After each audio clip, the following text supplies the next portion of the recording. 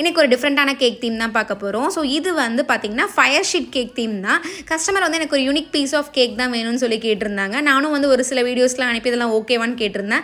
Customer வந்து ஃபைனலாக எனக்கு ஃபயர் ஷீட்டில் எனக்கு வேணும் அப்படின்னு சொல்லி கேட்டுட்டாங்க.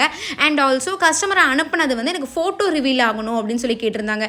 இன்ஸ்டெட் ஆஃப் ஃபோட்டோஸ் வந்து நீங்கள் ஒரு மெசேஜோ இல்லை நீங்கள் ஒரு லெட்டரோ கூட வைக்கலாம், அழகாக வந்திருக்கும். இது வந்து நான் நார்மலாக கீழே வந்து ஒரு ஃபோட்டோ மாதிரி வச்சு அதுக்கும் அண்ட் ஆல்சோ அந்த ஃபயர் ஷீட் இருக்கும் இல்லையா, அதுக்கும் கேப் இருக்கணும் அப்படின்றத கீழே குட்டியாக ஒரு நாசல் டிசைன் வச்சுருந்தேன். பிகாஸ் நான் இது சூஸ் பண்ணது பட்டர் ஷீட் தான் பண்ணியிருந்தேன். எதனால் அப்படின்னா ஃபயர் ஷீட் வந்து ரொம்ப மட்டி பேப்பராக இருக்கும் அப்படின்றதுனால அதை நம்ம எழுத முடியாது. பிகாஸ் நான் வந்து மார்ச் மந்த் ஆஃப் கேலண்டர் வந்து நான் இதில் அழகாக எழுதியிருந்தேன். ஸோ இது வந்து மட்டி ஷீட்டில் நம்ம எழுத முடியாது அப்படின்றத நான் பட்டர் ஷீட் சூஸ் பண்ணியிருந்தேன்.